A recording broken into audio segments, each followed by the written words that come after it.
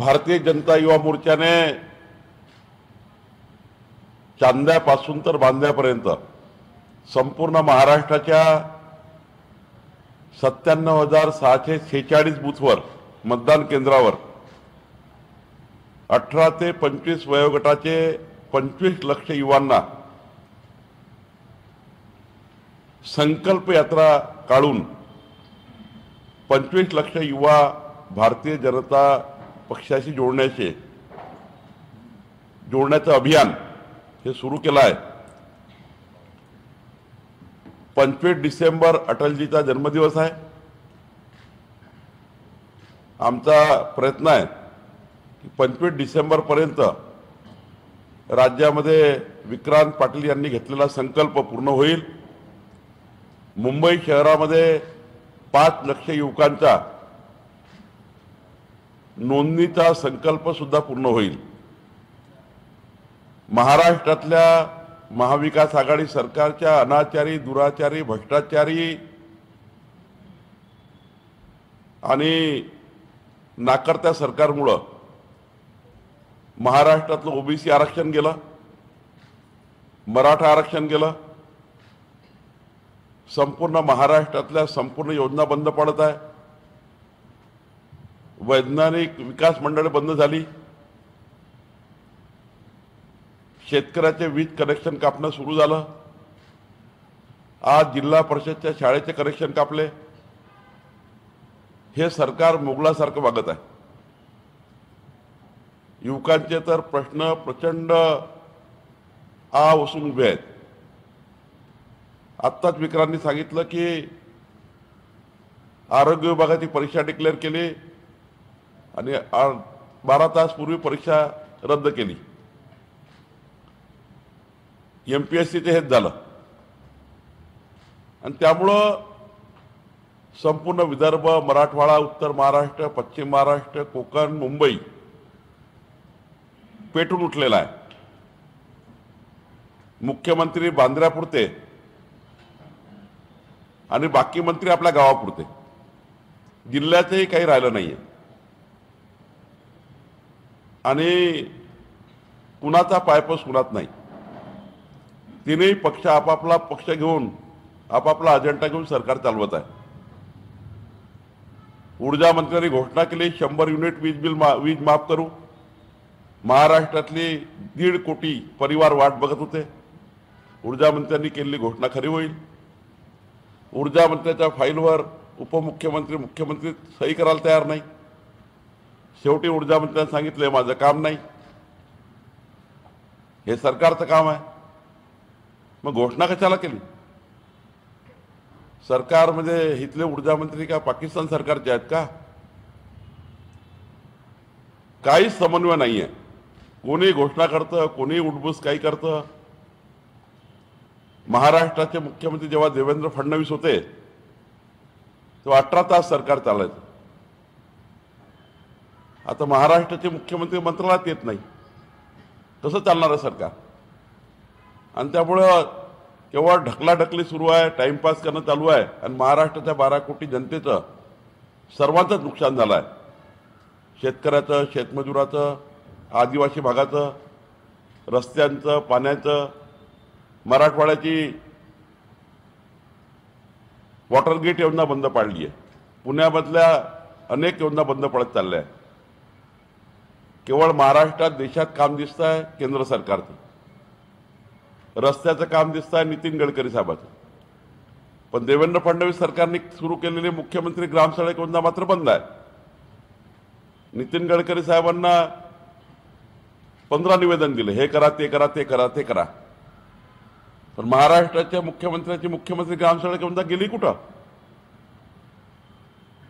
पालकमंत्र्यांनी सुरू केलेली पालकमंत्री पांधन योजना गेली कुठं?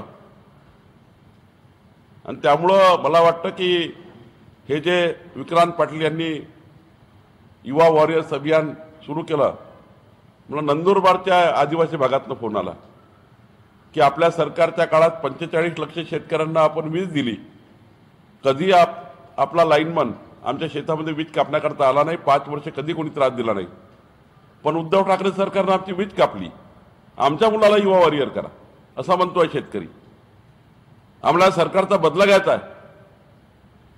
आणि त्यामुळं मला वाटतं की विक्रांत पाटील यांनी केलेली योजना 18 ते 25 वयोगटांना आणि त्यांच्या केवळ राजकीय दृष्ट्या नाही तर त्या युवकांना त्यांच्या जीवनामध्ये भारतीय जनता पार्टी काय मदत करेल हे सुद्धा यामध्ये संकल्प घेतलेला आहे. संकल्प यात्रा सुरू झालेली आहे आणि पूर्ण महाराष्ट्रामध्ये 288 विधानसभेत ही संकल्प यात्रा पूर्ण होईल आणि आम्ही घेतलेला संकल्प पूर्ण करू एवढंच या ठिकाणी नमूद करायचं आहे.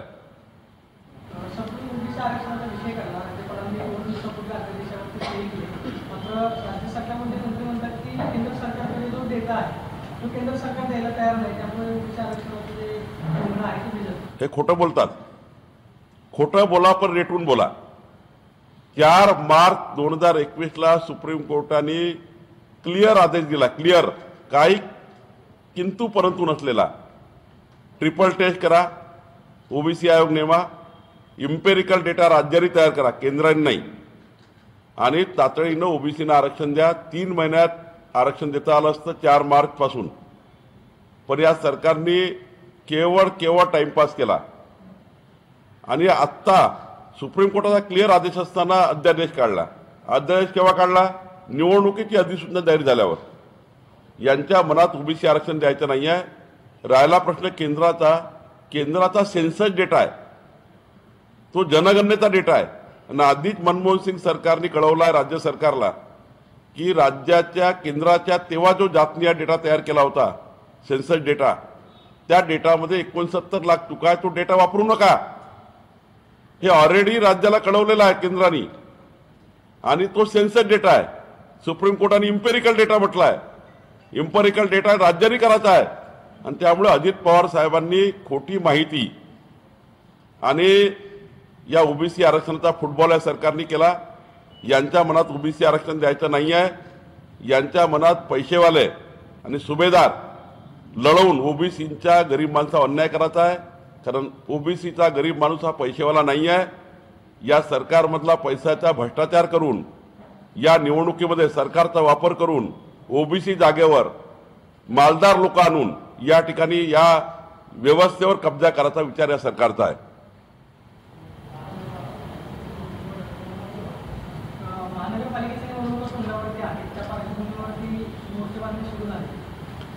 नाही, युवा वॉरियर संकल्पना ही कोणतीही महानगरपालिका, विधानसभा, लोकसभा लक्षात ठेवून नाही आहे.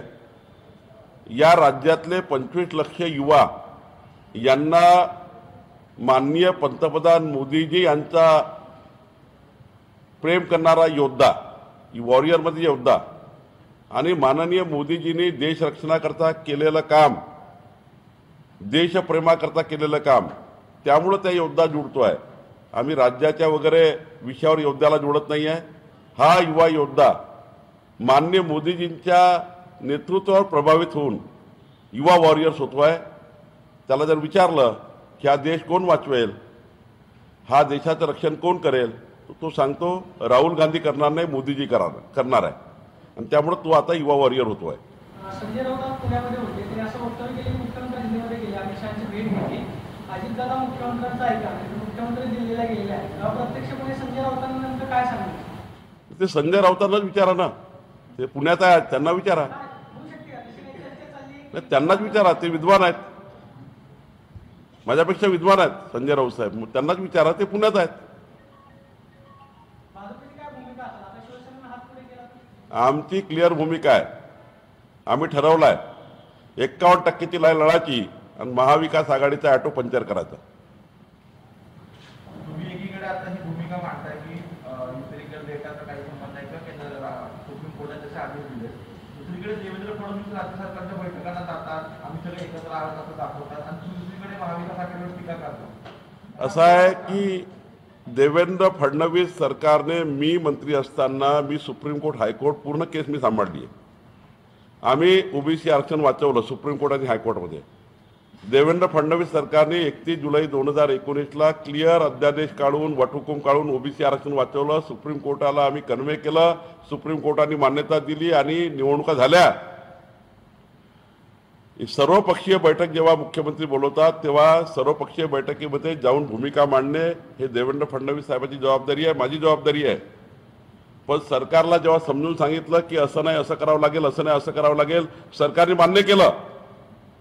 सरकारने मान्य केल्यानंतर सरकार सुप्रीम कोर्टाच्या निकालाप्रमाणे काम न करता केवळ ओबीसी आयोग त्यांनी तयार केला. पण ओबीसी आयोगाला त्यांनी पैसा मागितला, आयोगाने दिला नाही. त्यांनी मानव संसाधन मागितलं, दिलं नाही.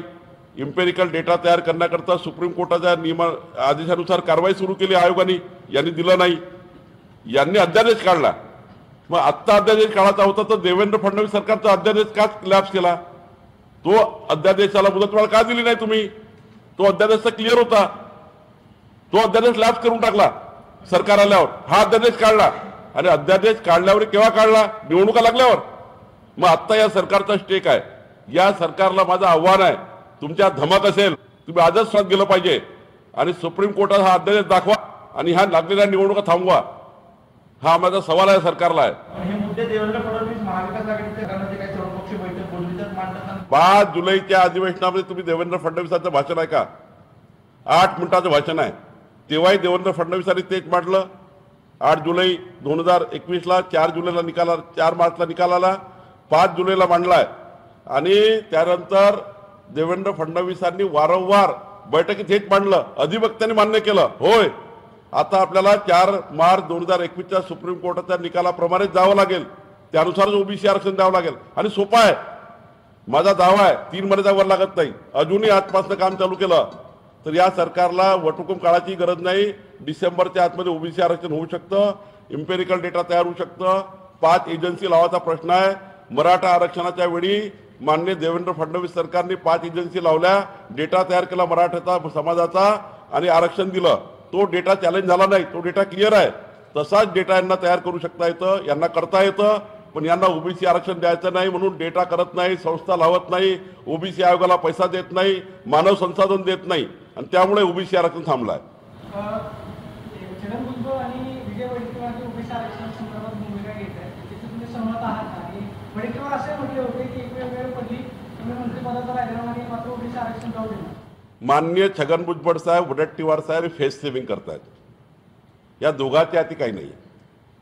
या राज्य निर्माण करणाऱ्या मोठ्या गटाला वाटतं की ओबीसी आरक्षण होऊ नये.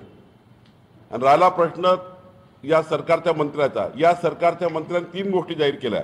ओबीसी आरक्षण झाल्याशिवाय आम्ही निवडणुका लावू देणार नाही, यांनीच जाहीर केलं. तुम्ही काढा तुमच्याकडे रेकॉर्ड.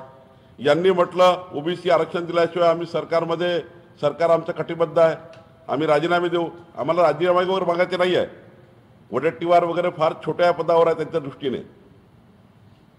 खरं तर नुकसान मोठ्या लोकांनी केलं आहे. या सरकार चालवणारे झारीचे शुक्राचार्य ओबीसी आरक्षण होऊ देत नाही आहे. आणि त्यामुळे वडेट्टीवार, भुजबळ साहेब हे दोघंही फेस सेव्हिंग करताय. त्यांना फेस सेव्हिंग करायला लावला आहे. त्यांना सांगितलं आहे तुम्ही बोलत जा, आम्ही आमचं करत जातो. हा याचा ओबीसी आरक्षणाचा फुटबॉल करायचा आणि ओबीसी आरक्षण द्यायचं नाही, हेच ठरलं गेलं आहे आणि हेच होणार आहे. हरिनरके या विषयाच्या अभ्यासक म्हणून त्यांना पूर्वी हल्ला एकच सुरू केलाय नरेंद्र मोदी आणि देवेंद्र फडणवीस. हरिनरके साहेब हे छगन भुजबळांचे प्रवक्ते आहेत.